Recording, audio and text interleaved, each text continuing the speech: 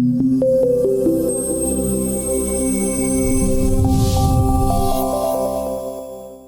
Nigel Shadbolt. I'm a professor at the University of Southampton and UK Open Data Advisor and chairman and co-founder of the Open Data Institute.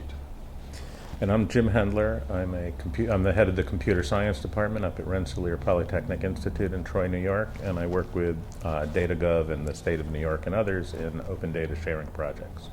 Great. So at least on paper, this experiment that we've done is focused on the hard problems, sort of in the world of governance today. So one by one, maybe you can just discuss briefly what your session looked at this week, and if you were in the same session, maybe you guys can just play off that. Sure.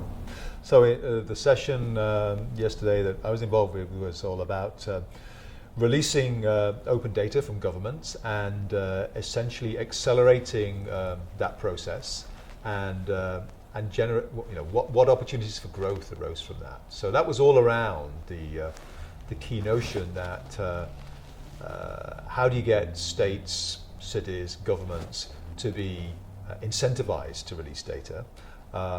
And that was the big question.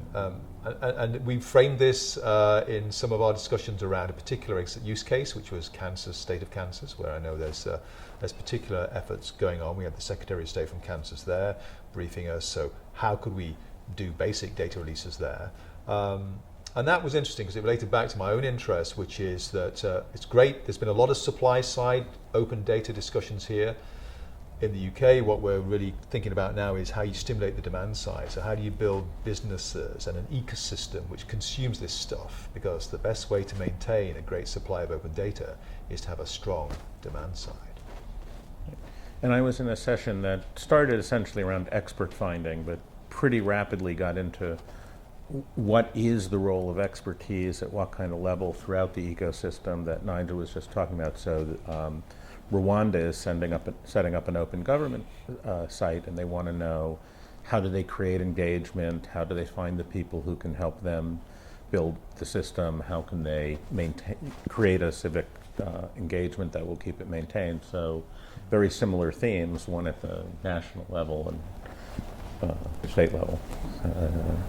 A lot of the discussions we have internally here are sort of twofold. One, there's a means-based question. So tech is a tool to create certain outputs.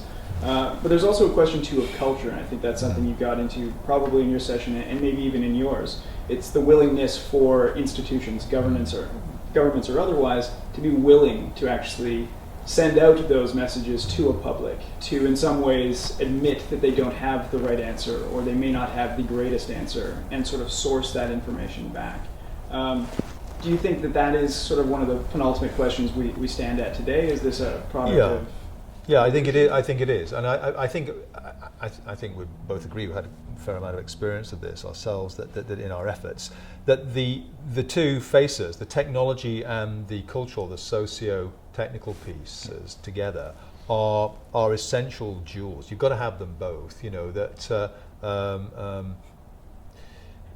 the technology is enabling us to even conceive of doing some of the things we're doing now. Open data could have been an aspiration, but without a marginal cost to publication, the web, we'd have not been able to make the kind of advances we have. Without the mobile computing platforms we now have, we couldn't get the citizen engagement in many cases. So, but it's true, the cultural barriers can be the real showstoppers, because we've got the technology in some sense, but it's the willingness to, as you say, take that view that the state doesn't know everything, that actually other people can do smarter things than they can do with their own data, that the innovation should be supported openly. And I know in Jim's own lab, this has exactly been the same experience that we've had in the Open Data Institute in London. Yeah, and what we're really starting to ask, and I know Nigel's thinking the same thing because we read each other's minds clearly, is what are the hard problems here?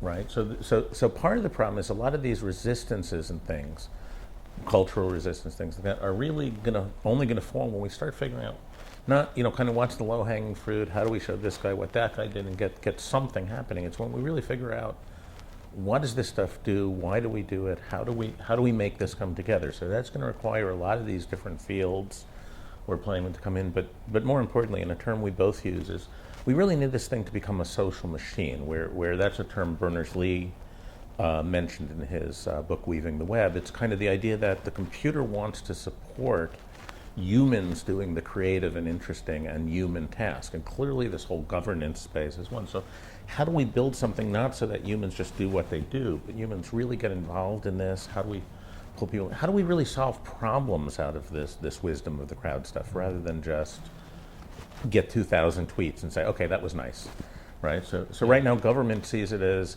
aren't we being nice in our paternalistic way to give things away and get these tweets back? And we want to say, how do we turn that into an effective conversation between the government and the people, mediated by the technology? You know, and what sectors does that work particularly well in? Well, some of those have been discussed well here. You know, the health sectors, for example, well-being maintenance and management, you know, the whole social welfare piece.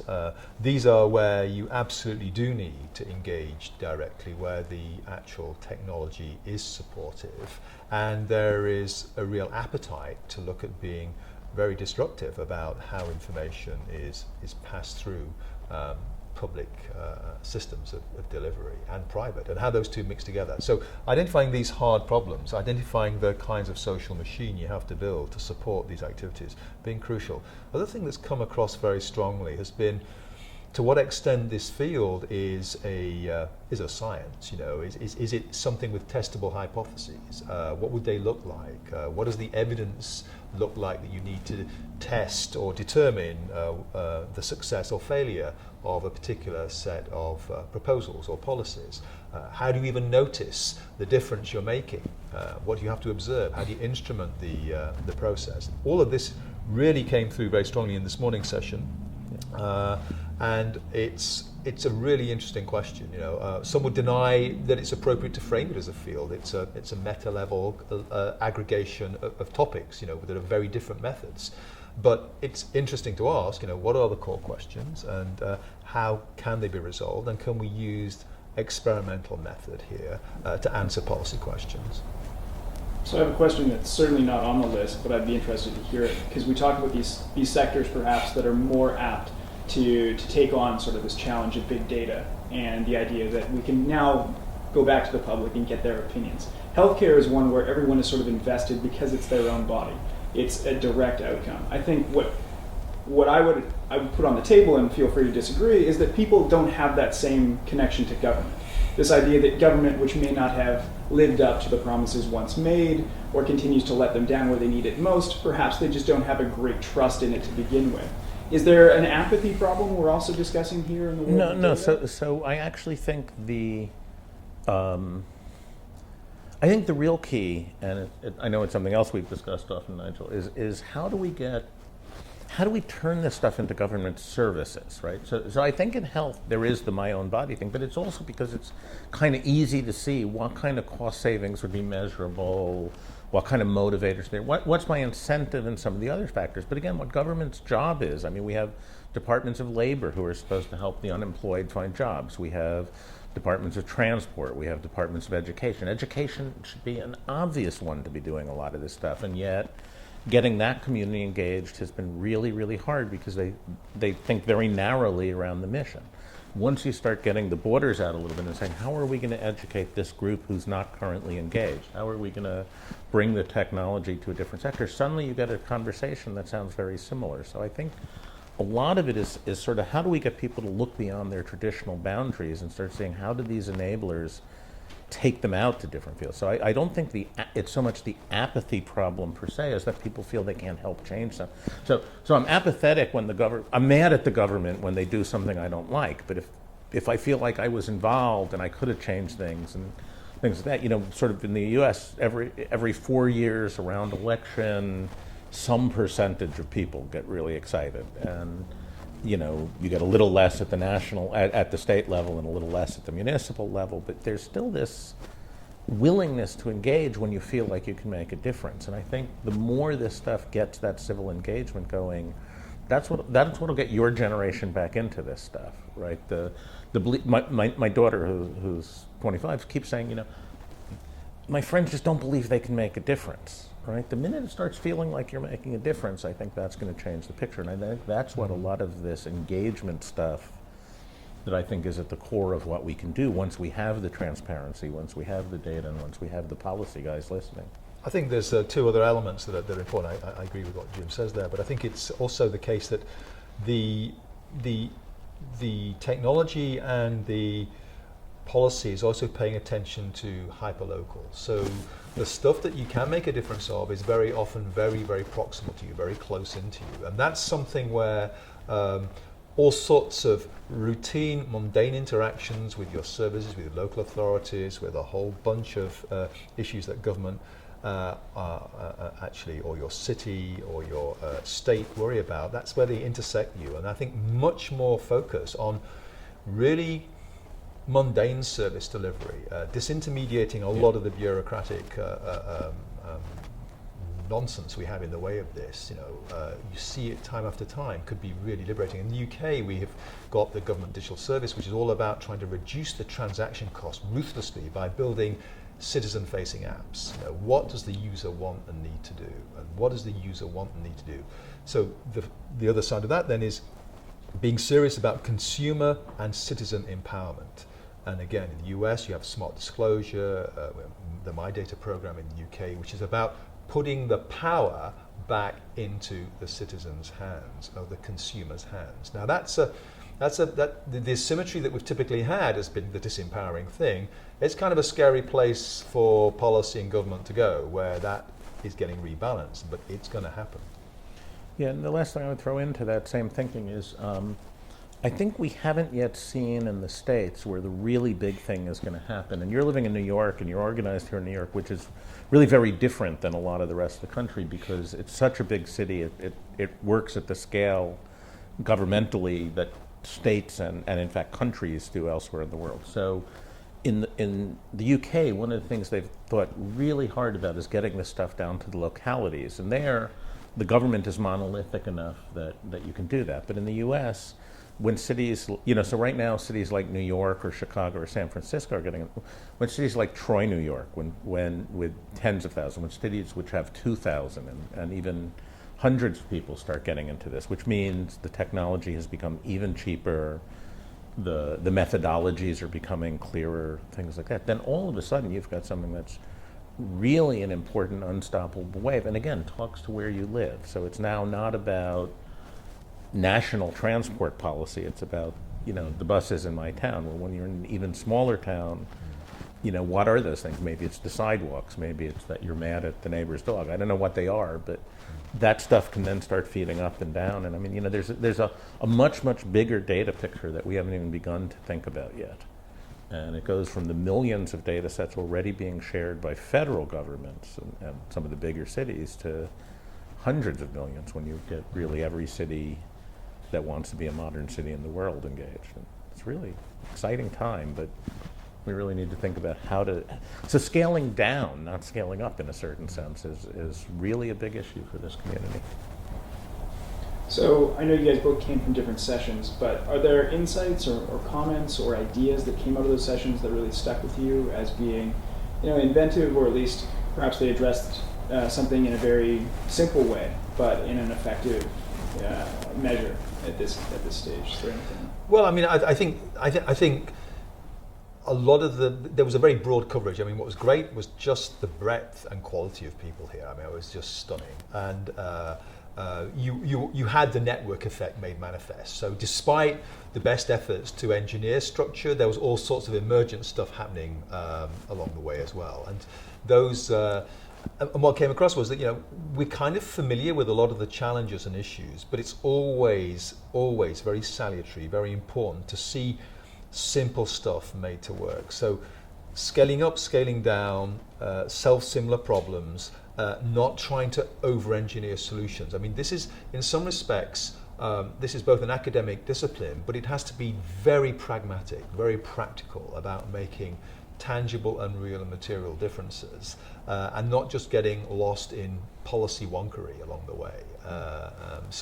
And that came through well, I thought, in the way that the maker-based approach, people were generating ideas and putting them to the test, and there were new variants on some old ideas, and some really neat places where you thought, yeah, we should be doing that too. And I would throw, I guess, one last thought, that the thing that really hit me was in room after room and session after session, I was hearing anecdotes of great projects that have worked that no one else in the room knew about. I think one of the things that really made it clear to me is that if this emerging field is going to become a community, we really have to start having ways to share that knowledge. It's not wait till it gets published in some paper somewhere. It's what worked in a community, what worked in another place, and not even the academic stuff, right? These folks in India solve this problem this way. Okay, I've got that problem here in New York. How do I find that? How do I map that to my problem? So I think a lot of both technological support for that's available, but the starting place is just how do we start getting that stuff online, curated, and findable? I just remember, a really interesting issue for me was where there was violent disputation, and there was a very interesting lively discussion around health. The nature of the national health system in England and the way health is provisioned here in the US, very different. But what was interesting was the constant reference back to the alignment of incentives. And in some sense, all of this is about incentives, culture, but behaviors change when incentives get appropriately aligned. And in some real sense, that's the deep challenge we have. I'll do something very unusual and let Nigel have the last word. Almost. So we've asked all of or at least this team has asked everyone who sat down in these chairs one final question. So what is Experiment 2.0 for you? How does, taking what we've sort of seen here this week and the lessons learned and as you said, the breadth of things discussed, do you have a sense of what the second iteration of something like this would look like, or maybe should look like? Okay. Well, a couple of ideas really. One is, I think that in the own area, the area that Jim and I have spent a lot of time in, open data, I think there's actually a need to frame an open data research agenda. Yes. That it's seen, has been it needs to be, a pragmatic operational piece of work, but there are some really significant research challenges in the open data programs, both around the world and nationally. And the second thing is, I think we're moving to a really interesting set of questions about how we can share resources, processes, instrumentation, and data about governance science, or whatever your policy science, whatever your favorite unifying term of art is here. And that's something I think we're going to be needing to think about to make sense of the next Experiment 2.0. And I guess, what I would suggest is trying to boil down some of this to some simple starting places on frameworks. So I think the open data framework's a good example, and some of the other kind of governance frameworks, so that we could come in with more specific starting places to start bashing against. Because I think we've got the right kind of crowd, and we've done a number of these that are starting to look at unstructured exploration. I think starting to get just a little more structure each time might help, even though I usually hate being the structured one.